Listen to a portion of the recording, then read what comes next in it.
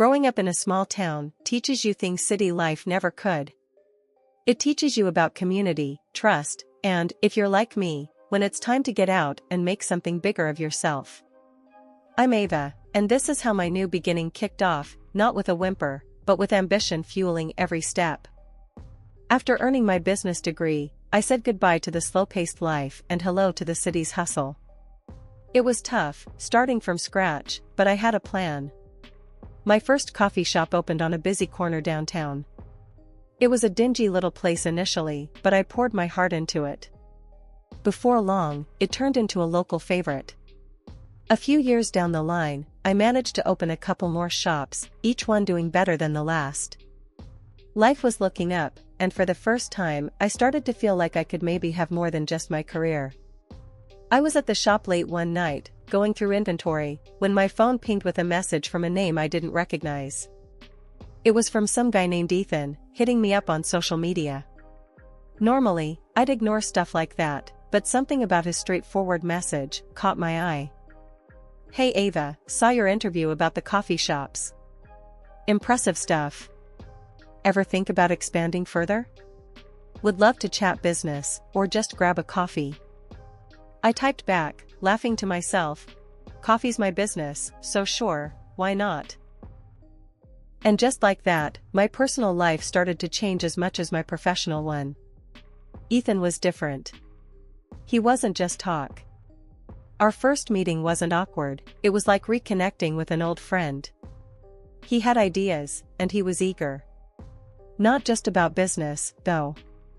He seemed genuinely interested in me, not just what I did. One night, after we'd been seeing each other for almost a year, we were closing up one of the shops together. He was wiping down tables, and I was counting the till. It was all very ordinary until it wasn't. "Ava," he said suddenly, his voice serious. He walked over and took my hands in his. "I've been thinking, we're great together. You know it. I know it. Why don't we make this official?" I stared at him, surprised. "You mean like marriage?" "Yeah, why the hell not?" He laughed, his eyes crinkling in the way that made me laugh too. I didn't need to think about it. "Okay, let's do it. But, you sure you're ready for this hot mess permanently?" "As sure as I'll ever be," he shot back with a grin. It was simple with him. Easy. That's how I found myself engaged, gearing up for a whole new chapter in my life. That night, as we locked up the shop together, everything felt right. Life was good, bustling with the promise of new beginnings. Getting engaged felt like stepping into a whole new arena. But even as we waded through the details of catering and guest lists, Ethan dropped another sort of detail into my lap, the idea of a prenuptial agreement. We were sitting in one of my coffee shops after hours, papers and laptops spread across the table, when he brought it up. His tone was casual, but I could tell he was nervous. "Hey, Ava, there's something we need to talk about. Kind of a big deal." Ethan scratched the back of his neck, looking everywhere but at me.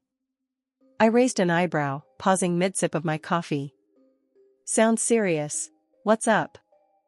"It's about, well, marriage. And money. And not messing up either," he finally said, meeting my eyes. I set my cup down, folding my arms. "You're talking prenups, aren't you?" "Yeah," he admitted, letting out a breath. "Look, I've been burned before. My last relationship was a disaster because of money issues. I just want to make sure we're both protected, no matter what." I listened, nodding. The idea didn't thrill me, but I got where he was coming from. In business, you protect your assets. It made sense in a marriage too, especially with my shops on the line. "So, what are you suggesting exactly?" I asked, leaning back in my chair. Ethan pulled out some papers from his bag. "Here's the gist. Neither of us goes after the other's money if things go south. But there's this one part here." He pointed to a clause on the page. "If one of us cheats, they pay the other $500,000. I whistled low. That's a hefty fine for screwing up. It's just a safety net. I know neither of us plans to mess around, but after what happened with my ex, I can't go through that again. She cheated, and it was messy. Thinking it over, I couldn't find fault with his logic. It was straightforward, like a contract in business. You breach it, you pay the consequences. Okay, I get it. It's fair. Let's do it. But just for the record, you're stuck with me now, and I'm not planning on going anywhere. We signed the papers the following week in a little lawyer's office downtown. It was nothing romantic, but it felt good, like we were laying down the groundwork for our future, making sure it was secure and stable. After signing, we grabbed lunch at a nearby diner. Over burgers and fries, we joked about how unromantic we were, hashing out contracts before we even picked out wedding bands. Who needs romance when you've got legal security, right? Ethan laughed, stealing a fry off my plate. I nudged him with my shoulder, smiling. Oh, absolutely. Nothing says love like a legally binding agreement not to cheat. But as we laughed and planned, I couldn't shake a tiny feeling of unease. Contracts were simple on paper, but life? Life was messy, eh? The first few months of marriage felt like we were living a dream. But slowly, a nagging feeling started creeping up on me. Ethan, who had once been easygoing and fun, began changing right before my eyes. His transformation wasn't sudden, but the signs were there, and they started to pile up. It was subtle at first. An offhand comment here, a sharp look there. But as time wore on, these moments became harder to ignore. We were at a friend's barbecue one afternoon when I first felt the sting of his jealousy. I was laughing at a joke Mark, an old college buddy, had just cracked. Ethan was beside me, beer in hand. Suddenly, he leaned in, his voice tight. Ava, you think you could tone it down? Everyone's watching. I blinked, taken aback. Tone what down? We're all just having a good time. He nodded towards Mark, his brow furrowed. Yeah, but you're laughing a bit too much at his jokes. It looks off. Stunned, I excused myself and walked over to the drinks table. His words echoed in my mind. Was he serious? It was just laughter. But looking back at him, standing there all brooding and moody, I felt a chill. This kind of thing started happening more often. At dinners, parties, even at my coffee shops. Ethan's once charming possessiveness turned sour, brewing into something darker. One evening, as we closed up one of my shops, his coldness came to a head. I was counting the day's earnings, and he was just staring out the window. Ethan, you okay? I asked, snapping the cash drawer shut. He turned, his face dark. Am I okay? Are you serious, Ava? Every guy that came in here today got a special smile, didn't they? That's ridiculous. I shot back. I'm friendly, Ethan, that's it. I've always been this way, and you know it. He scoffed, shaking his head. Yeah, well, maybe you shouldn't be. Not anymore. Not now that you're married. The words stung, and I recoiled as if slapped. The rest of the night passed in icy silence. After that, the rumors started.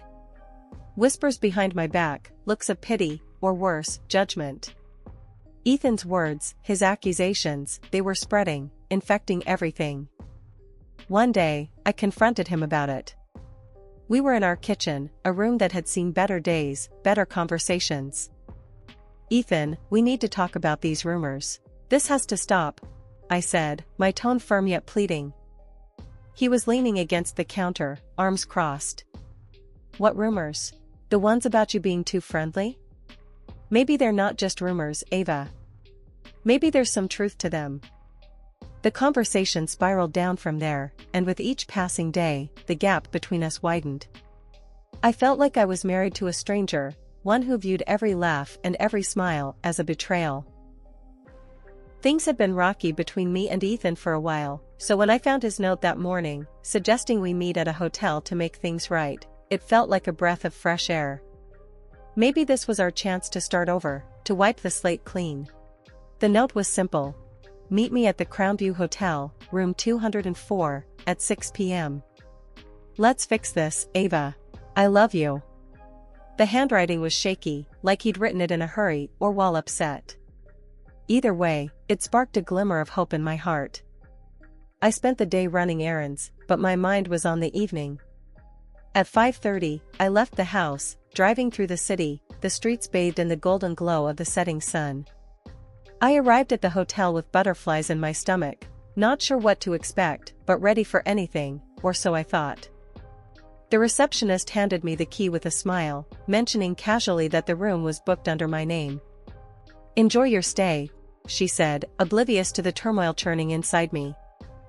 I took the elevator up, my heart pounding with each ding of the floors passing by. When I reached room 204, I hesitated at the door, took a deep breath, and unlocked it. The room was dimly lit, curtains drawn, with a bottle of wine and a fruit platter on the table.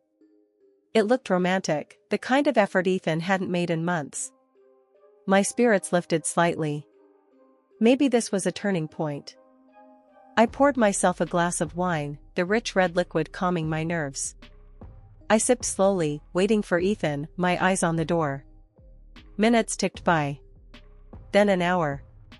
The room was silent except for the soft hum of the air conditioner and the occasional clink of ice settling in the bucket. I texted him, "Where are you?" "I'm here." No reply. I called, straight to voicemail. The wine was making me dizzy, or so I thought. I hadn't eaten much, attributing the lightheaded feeling to that. Finally, unable to keep my eyes open, I lay down on the bed, thinking a quick nap might help. Waking up in that hotel room, the morning light cutting through the blinds, was the worst kind of confusion. My head was pounding, and for a second, I couldn't place where I was or why. Then, the events of last night, or what I could remember, started to piece together, but something was off. Very off. I was alone, lying on the bed, and my clothes were nowhere in sight. Panic fluttered in my chest as I wrapped a sheet around myself, scrambling to find my phone on the nightstand. It was 8:43 a.m. My heart sank. Ethan was supposed to meet me here last night. Did he just stand me up? I dialed his number, my hands trembling, holding on to some hope that this was all just a misunderstanding. He picked up on the third ring, and before I could get a word out, he was already yelling. "Ava? Where the hell have you been all night?" I'd been out of my mind. Confusion twisted into a knot in my stomach. "What are you talking about? We were supposed to meet here, at the hotel. You never showed up." His voice turned ice cold. "Meet you? At a hotel? Are you joking? What kind of game are you playing, Ava? I waited at home all night." This wasn't making any sense. "Ethan, stop it. You left me a note, remember? Room 204, to sort things out? I've had enough. I even went to the police this morning because I thought something had happened to you. But clearly, you're just with another one of your lovers." The line went dead. He hung up on me. Sitting there, the room spinning around me, a dreadful realization dawned on me. This was a setup. But why? Why would Ethan do this? I dressed quickly, my movements robotic, driven by a need to confront Ethan, to clear this up. I arrived home to find him pacing in the living room, a storm of fury waiting to burst. He didn't even let me step fully inside before he started. "There she is. The unfaithful wife returns." His voice boomed through the house. "Ethan, please, let's just talk about this. There's been a huge mistake." I tried to keep my voice steady, but fear was starting to take over. "A mistake? Oh, I agree. Marrying you was the mistake." He threw a handful of photos onto the table. Pictures of me, in that room, in a bed, with a man I'd never seen before. My heart stopped. I don't even know this man, Ethan. I swear to you, I was set up." My voice cracked, the edges of panic seeping in. "Please, you have to believe me." His face twisted into a sneer. "Believe you? Why should I? Everyone warned me about you, but I didn't listen. Well, now I see it clear as day."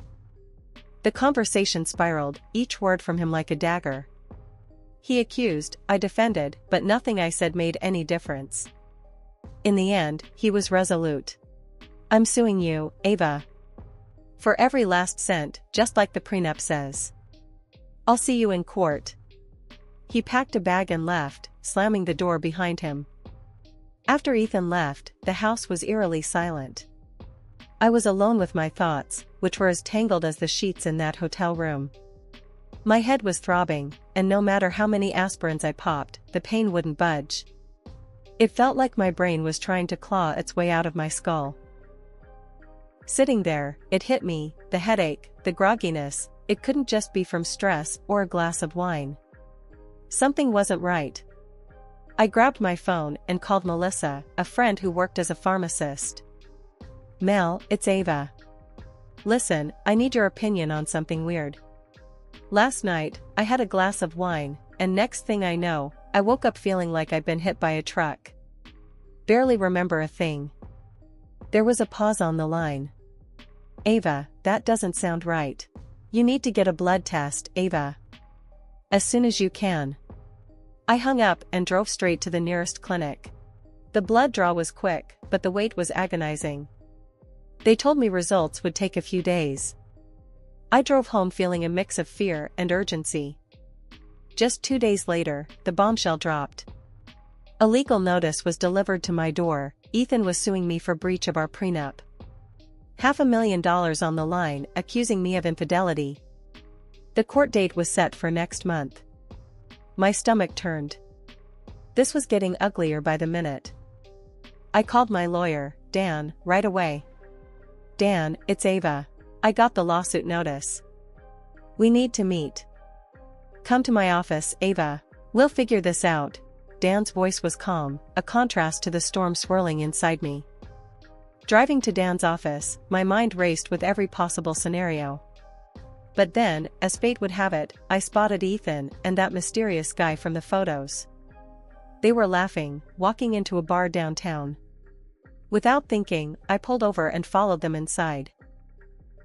Hiding behind a column, I watched as Ethan handed the guy an envelope. Thick, probably stuffed with cash. They didn't even bother looking around, too caught up in their dirty business. I snapped several photos with my phone, the flash off, thankfully. I left before they could see me and drove straight to Dan's office. I showed him the photos. His eyebrows shot up as he took in the scene. This is good, Ava. Really good. I'll call my PI friend, get him on this. We need everything we can get on these two. I nodded, feeling a mix of relief and dread. Thanks, Dan. What should I do in the meantime? Just lay low, Ava. Let us handle things. Go home, try to relax. We're on this. Relax. Easier said than done. But I drove home, the images of Ethan and that guy burning in my mind. I was being set up, but why? What did Ethan gain from all this? Money, sure. But there had to be more to it. Every passing hour was a tick closer to the court date. I paced, I fretted, and I waited for the call from Dan about the blood test results and any dirt the PI could dig up. This was a game of patience, a game I wasn't sure I was prepared to play. But I had no choice. I had to clear my name, not just for the sake of the prenup, but for my own sanity. A few days after spotting Ethan and the stranger, my phone buzzed. It was Dan, calling with news that couldn't wait. I drove over to his office, feeling a mix of anticipation and dread. Inside, I met not only Dan, but also a private detective he'd hired, a rugged guy named Mike, who looked like he'd seen it all. Ava, we've made some significant progress, Dan began as soon as I sat down. Mike nodded, taking over the conversation. That guy in the photos with you at the hotel? Turns out he's an actor, name's Jason, mostly gigs in sketchy ads and low-budget films. Real piece of work. I listened, my stomach nodding. What did you find out? Mike leaned forward, his eyes serious. I had a chat with Jason. A bit of pressure about potential police involvement got him talking. He admitted your husband hired him to play a role that night at the hotel, To pretend to be your lover while you were out cold. My heart raced. And the wine? It was spiked with a powerful sedative, exactly like you thought. Jason confirmed he was instructed to make sure you drank it before he staged the scene. Just then, my phone pinged. An email from the clinic with my blood test results. I opened it immediately. Positive for the same sedative. Everything was falling into place, a horrific picture of betrayal. Keep quiet about this, Dan advised. Let Ethan think he's got the upper hand until we hit him with this in court. It'll be a knockout. The following week, while I was working at one of my coffee shops, Ethan walked in. He wasn't alone, a young woman was on his arm, looking smug and confident. Ava, meet Lila, my bride-to-be, Ethan announced loudly, making sure everyone in the cafe could hear him. The cafe fell silent. Customers stared, and I forced a smile, though inside, I was boiling. Lila looked at me with disdain, clearly buying into Ethan's lies. Ethan continued, his voice dripping with fake pity. Ava here couldn't keep faithful. But soon, all this, he waved his hand around, encompassing the cafe, will be mine. I clenched my fists, remembering Dan's advice. We'll see about that in court, I said calmly, my voice steady, despite the turmoil inside. They left, leaving a wake of whispers behind. I went back to work, my mind racing. The cafe was more than just a business to me, it was a part of who I was, built from the ground up with years of sweat and tears. Ethan's threat to take it away was more than just a financial blow, it was personal. The courtroom was packed, the air thick with tension. I sat stiffly beside Dan, as Ethan's lawyer took the floor with theatrical flair. He painted a picture of a marriage poisoned by jealousy, claiming I flirted incessantly and ultimately betrayed Ethan. As evidence of the defendant's infidelity, we present these photos, Ethan's lawyer declared, displaying the images from the hotel room for the entire courtroom to see. Murmurs filled the air, and I felt every eye on me, judging, questioning. Then it was Dan's turn. He stood, calm and collected, and his first move was a game changer. The court will now hear from the man in these photographs, Dan announced, and Jason, the actor hired by Ethan, was called to the stand. Jason looked nervous, fidgeting under the gaze of the courtroom. I was hired by Mr. Ethan, he stammered. I thought it was a prank at first. I didn't know Ms. Ava would be harmed. I truly regret my actions. Dan then turned to the evidence that would clear my name. Your Honor, we have medical proof that my client was drugged against her will that night. He handed the blood test results to the judge, who examined them closely. But there's more, Dan continued, his voice growing firmer. This isn't the first time Mr. Ethan has been involved in such accusations. We have found that he has previously taken considerable assets from his former wives under similar circumstances, following accusations of infidelity supported by prenuptial agreements. Ethan's face went pale, his lawyer trying to interrupt, but the judge waved them down.